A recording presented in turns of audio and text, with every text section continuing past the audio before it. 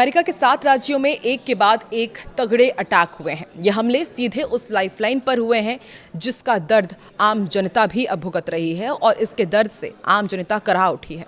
इस हमले के बाद ट्रंप का ऐसा हाल हो गया है कि वो ईरान का नाम भी नहीं ले पा रहे हैं। ट्रंप उल्टा अपने ही लोगों को बदनाम करने में जुट गए हैं, लेकिन अपने सबसे बड़े दुश्मन की चालाकी दुनिया के सामने डोनाल्ड ट्रंप आखिर एक्सेप्ट कर क्यों नहीं पा रहे हैं। आइए ये समझने की कोशिश करेंगे इस वीडियो में। नमस्कार, मैं हूं आकांक्षा और आप देख रहे हैं न्यूज़ 18 का डिजिटल प्लेटफॉर्म। बढ़ते तनाव के बीच अमेरिका में अचानक कुछ ऐसा हो गया जिसने डोनाल्ड ट्रंप के पसीने छुड़ा दिए हैं। दुनिया के सबसे ताकतवर मुल्क की छाती पर एक दो नहीं बल्कि एक के बाद एक पूरे 7 बड़े अटैक हुए हैं। ये वार किसी आम जगह पर नहीं बल्कि सीधे अमेरिकी लोगों की लाइफलाइन पर हुआ है। शक है कि इस पूरे खेल के पीछे अमेरिका का सबसे बड़ा दुश्मन ईरान ही है, लेकिन ट्रंप खुलेआम उसका नाम भी नहीं ले पा रहे हैं। अगर ट्रंप ने दुनिया के सामने ये मान लिया कि हमला ईरान ने ही किया है तो साबित हो जाएगा कि तकनीक के मामले में दुश्मन आगे निकल चुका है। दरअसल ये अटैक अमेरिका की पानी की सप्लाई करने वाली सबसे अहम पाइपलाइन और प्लांट्स पर हुए हैं। इस सरकारी इंफ्रास्ट्रक्चर पर 7 जगहों से साइबर अटैक किए गए। हालात इतने खराब हो गए कि कई राज्यों में वाटर सिस्टम को बचाने के लिए ऑटोमेटिक सिस्टम बंद करके हाथों से काम संभालना पड़ा। अब इस पूरे खेल में सबसे बड़ा झटका अमेरिकी राजनीति और डोनाल्ड ट्रंप को लगा है, क्योंकि जब दुनिया की नजरें ईरान पर टिक रही हैं, तब ट्रंप सीधे तौर पर ईरान का नाम तक लेने से बच रहे हैं। इस बड़े और सनसनीखेज साइबर अटैक की पहले भनक मिनीसोटा राज्य से लगी। 26 और 27 जुलाई के बीच यहां पर 30 से ज्यादा कम्युनिटी वाटर सिस्टम्स को हैकर्स ने अपना निशाना बनाया था। मिनीसोटा आईटी सर्विसेज ने जब आनन फानन में जांच शुरू की तो पता चला कि किसी ने जानबूझकर पानी की सप्लाई कंट्रोल करने वाले सिस्टम का एक्सेस हथिया लिया था। यह आग सिर्फ एक राज्य तक सीमित नहीं रही। सिर्फ एक हफ्ते के अंदर 7 से ज्यादा राज्यों के वाटर और वेस्ट वाटर फैसिलिटीज इस हमले की चपेट में आ गए। एफबीआई, सीआईएसए और पर्यावरण संरक्षण एजेंसी जैसी अमेरिका की टॉप एजेंसियां तुरंत मैदान में उतरी। और अब ये भी पूछा जा रहा है कि आखिर ईरानी हैकर्स ने इतना बड़ा धमाका कैसे किया। मिनेसोटा आईटी सर्विसेज की प्रवक्ता एमिली जिमर का कहना है कि मामले की जांच बहुत तेजी से चल रही है। जिस तरीके से इस हमले को अंजाम दिया गया वो ठीक वैसा ही है जैसा हमारे फेडरल पार्टनर्स ने पहले क्रिटिकल इंफ्रास्ट्रक्चर पर हुए हमलों में देखा था। हैकर्स ने बहुत ही चालाकी से पानी के प्लांट्स में लगे प्रोग्रामेबल लॉजिक कंट्रोलर्स को अपना शिकार बनाया। ये वो डिजिटल डिवाइसेस होते हैं जो पानी का प्रेशर, केमिकल्स की सही मात्रा और बड़े बड़े पंप्स को चलाते हैं। अगर कोई इन पीएलसीज को हैक कर लेता है तो पूरे शहर का पानी बंद हो जाता है या फिर पानी में केमिकल मिलाकर उसे जहरीला भी बनाया जा सकता है। सरकारी मेमो के मुताबिक हैकर्स का असली मकसद पानी का प्रेशर खत्म करके सप्लाई में जहर घोलना या उसे दूषित करना ही था। सबसे हैरान करने वाली बात यह है कि हैकर्स ने इसके लिए कोई बहुत हाईटेक तरीका इस्तेमाल नहीं किया। उन्होंने बस उन सिस्टम को ढूंढा जो इंटरनेट से सीधे जुड़े थे, जिनके पासवर्ड बहुत कमजोर थे।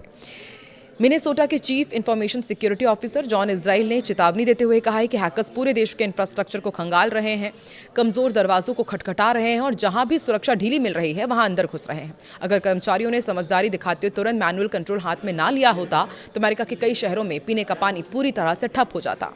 तो क्या ईरान के खौफ से नाम लेने से कतरा रहे हैं ट्रंप? अमेरिका की जांच एजेंसी यही मान रही है कि इस हमले का पैटर्न ईरान के पुराने साइबर अटैक से काफी मिलता जुलता है।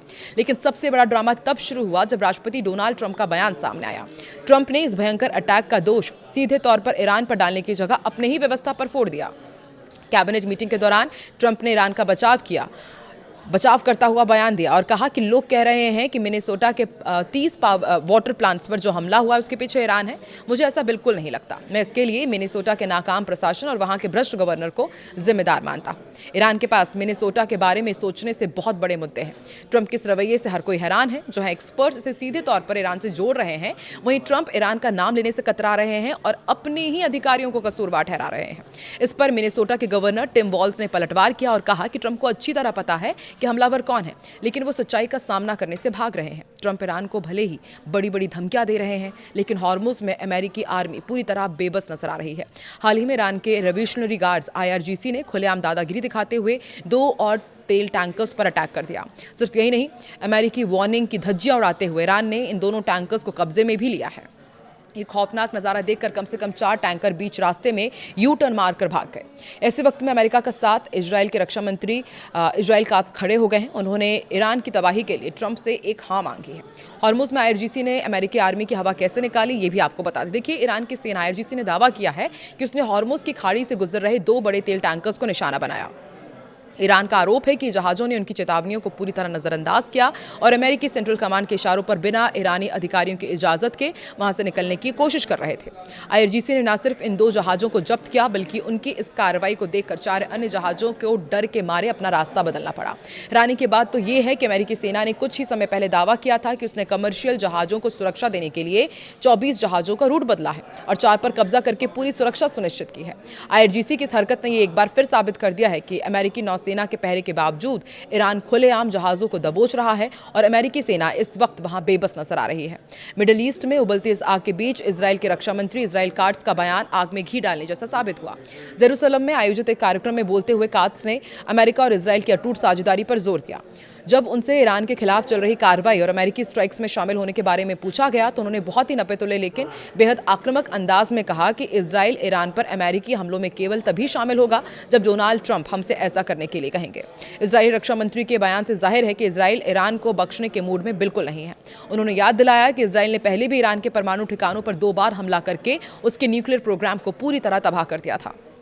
काट्स ने कहा है कि उन्हें मालूम है कि ईरान अपने परमाणु और सैन्य क्षमताओं को दोबारा खड़ा करने की फिराक में है, लेकिन इजरायली रक्षा बल किसी भी वक्त दोबारा हमला करने के लिए पूरी तरह तैयार बैठा है। अगर ईरानियों ने हमला किया तो इजराइल ऐसे हाल करेगा, ये भी उनका बयान सामने आया।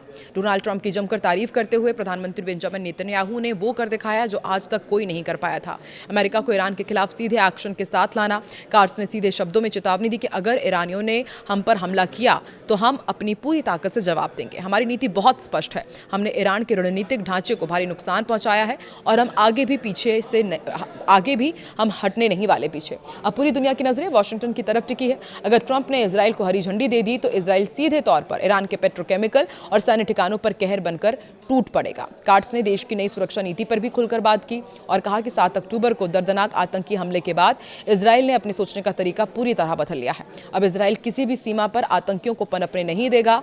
इजराइल अब दुश्मन के अपने सीमा तक आने का इंतजार नहीं करेगा बल्कि उनके इलाके में घुसकर हमला करेगा। तो देखिए, एक तरफ अमेरिका के 7 वाटर प्लांट्स पर हमला हुआ है। माना जा रहा है कि शायद ईरान ने किया हो, लेकिन ट्रंप कुछ भी नहीं कह रहे हैं। उनका यही कहना है कि ये वहाँ की जो राज्यों की जो प्रशासनिक सरकार है उसकी लापरवाही की वजह से हुआ है। और दूसरी तरफ इजराइल इंतजार कर रहा है कि बस डोनाल्ड ट्रंप एक हाँ कर दे और वो ईरान को पूरी तरह नेस्तनाबूद कर दे। आपको क्या लगता है, अमेरिका, इजराइल और ईरान की ये जंग अब किस मोर्चे पर लड़ी जाएगी और इसका कितना खामियाजा हर बार पूरी दुनिया को उठाना पड़ेगा? कमेंट सेक्शन में ज़रूर बताएं।